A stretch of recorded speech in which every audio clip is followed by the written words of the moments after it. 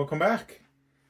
Today I have something a little bit unusual, sort of reminiscent or slightly related to my Surface Duo phone, which I have no idea what happened to actually. Once that thing stopped getting updates from Android updates, I kind of lost a little bit of trust in it. I don't really like using Android if it isn't updated. Well, I don't really like using any OS if it's not updated, to be honest. This is a Surface Book 1, and as you may be able to see, this thing has had a tough life. These are like proper sort of gouges in it. I don't know what kind of material it is. I think it was magnesium, I'm not sure. It's not mine. I've been given the login details for it. It needs to be all reset, and then it's off to a new owner. So the previous person no longer needs this. I think this is from maybe 2015, something like that. So it's about 10 years old. It's got this slightly, well, very unique hinge, actually. Really unique. It's quite an amazing piece of equipment. I really liked them when they came out, but they were ridiculously expensive. And in fact, I don't think they still sell the Surface Book, actually. I think they moved on to something else. Is that cracked? No.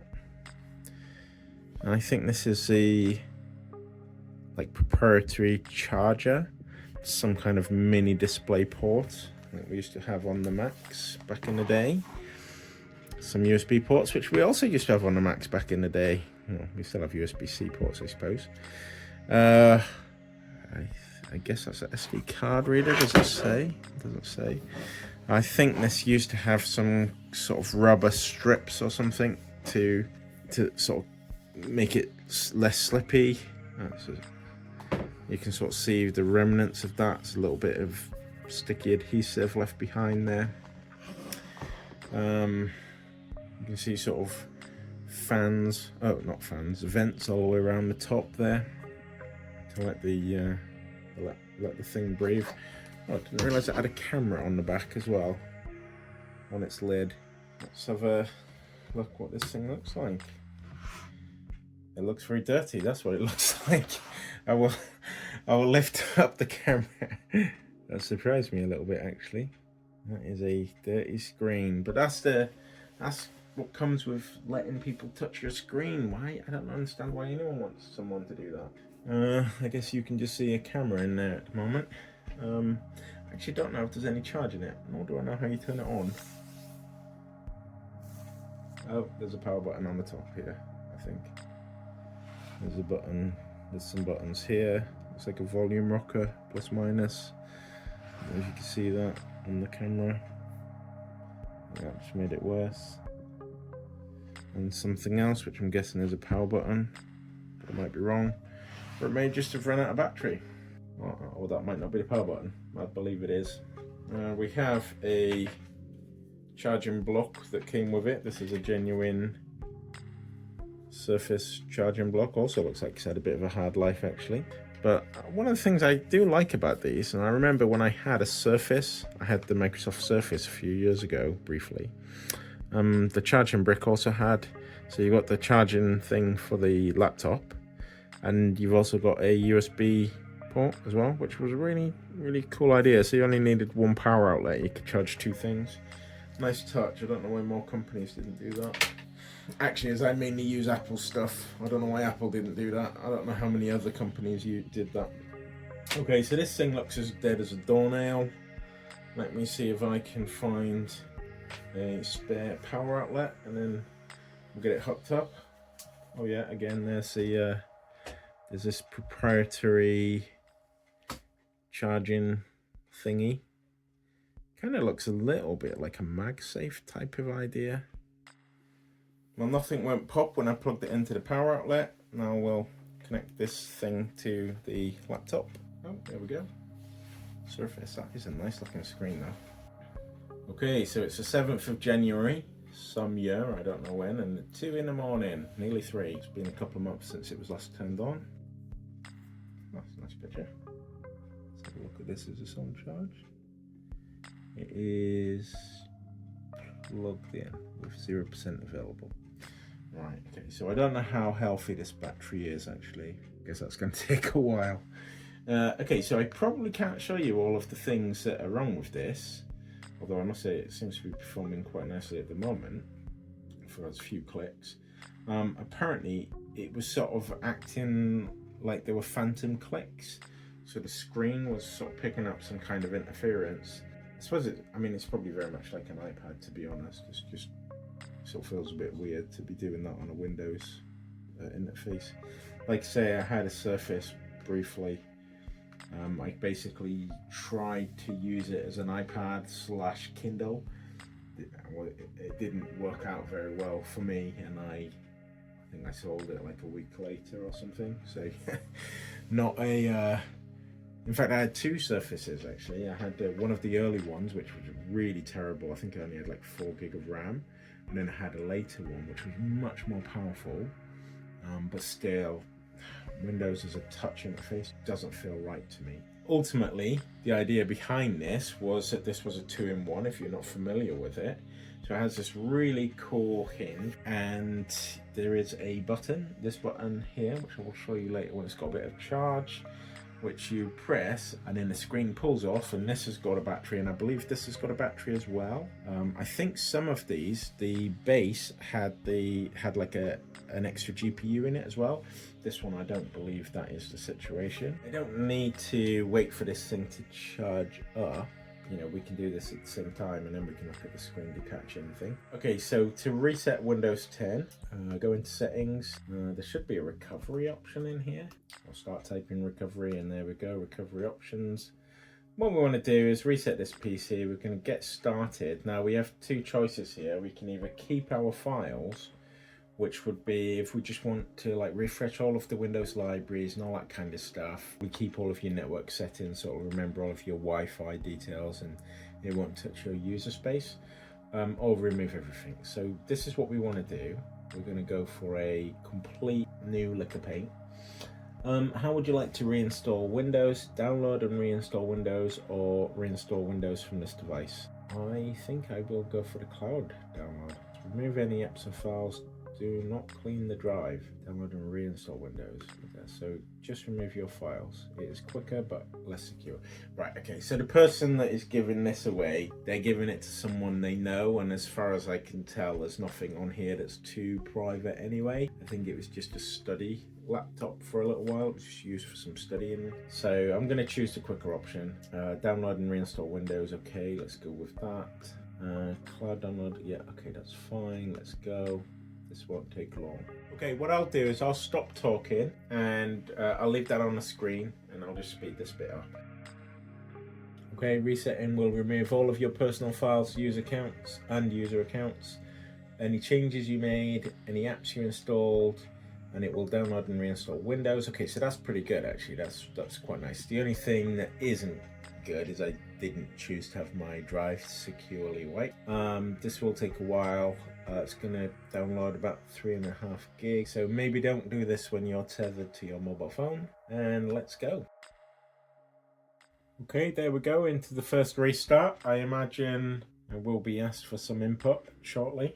That is really red, isn't it? I feel like whoever looked at this must have felt quite angry all the time.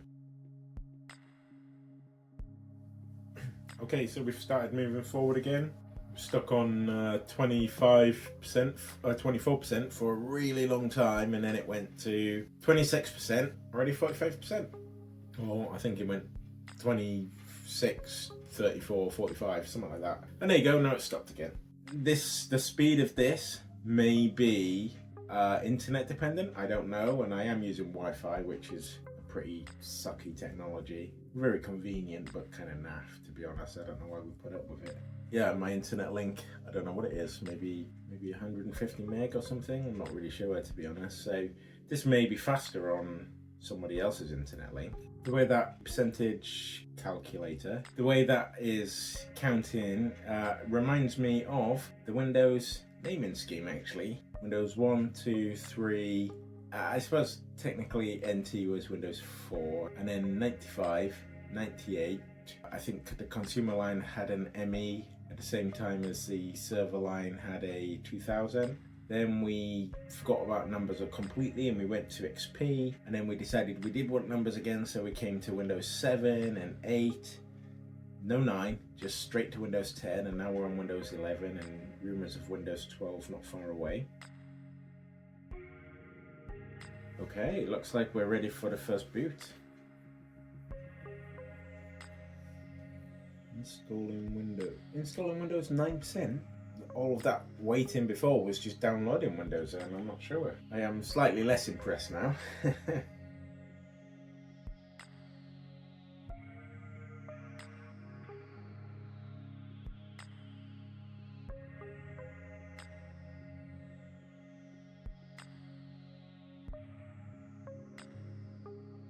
Okay, we are in the... Didn't I already say yes to that? We're in the United Kingdom. Yes, we are still in. Oh yeah, that's our keyboard. Imagine. Do you want to add a second? No. Let's connect you to the interweb. Okay, right, and I will obscure that later, I suppose. Now we have some important things to do.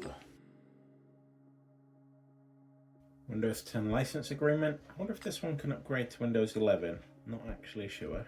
Yeah, okay, accept. Okay, set up for personal use. Let's do that. Real clicky mouse is. Create an account. I want an offline account. So yeah, sorry. So offline account, and then I think again tries to get you to sign up. You click on limited experience. Okay, so this one is going to be security question 1 of 3. What was your first pet's name? We can figure this out later. Actually, I have no idea how you reset those questions and answers. But if they don't like it, they can just add a new user account and then delete this one. Use your face to sign in faster. Ooh, let's skip that because that's not my face. They need to see. Let Microsoft... No. Why would anyone say yes to that? This I don't mind, but I think you do need to sign in. Send diagnostics. No. Improve inking and typing. Now this, I don't know if this is normally in Windows or this is just because it's touchscreen. Probably is a good idea, so I'll say yes. Get tailored experiences. No, come on. Who says yes to that? No, I don't want you to use my advertising ID. So essentially, I imagine you all know, but the advertising ID is basically, let me build up this picture of the things that you might like so that I can sell that to advertisers, so that the right type of advertisers know how to advertise things to me. So if I'm looking for pushchairs, you know, sell it to companies that sell pushchairs so that I can see, you know, what are the good options. If I say no, I'll still get exactly the same amount of adverts, except that in theory, I should get less targeted adverts, so they shouldn't be allowed to use the fact that I'm looking at pushchairs to then try to sell me a pushchair. So it doesn't stop me from getting adverts, I just get less relevant adverts. So if you, from that point of view, I suppose, yeah, maybe it's better to get relevant adverts, but I'd just rather have none, and I will be building a pie hole soon to help get rid of that. Right, let's customize your experience. Select all the ways that you plan to use this device. Right, okay, so we will be using it for entertainment. You know what? I'm just going to take that. It's rubbish anyway. Absolutely useless. You install any apps you need. Do you want Cortana to help? Absolutely not. Oh wow, more minutes to wait. All of this waiting, I feel like I'm in Costco. I don't know what the Costco is like where you guys live. We're kind of right in the middle of two. They're both equidistant from us. It's just one massive queue. I have to queue to get into the car park. I have to queue sometimes. I have to queue to get into the store, especially if it's early in the morning and they've just opened. You know, you walk around the store. Maybe you have to queue at the tasting areas if you want to try the food, but you definitely have to queue to get through the checkout. If you want to buy a hot dog and a soda, you have to queue again. In fact, you have to queue to go to the ordering screen, which is like a little PC stuck on the side. Then you have to go stand in another queue and wait to be called to go get your hot dog. Then you queue to get out the store where they check your receipt. And then if you're, you know, silly enough to want gas as well, or fuel, petrol, you have to queue to get into the petrol station. You have to queue to get out of the car park. It's just, the whole day is just a queue. Right, okay, browse. from the best performing browser.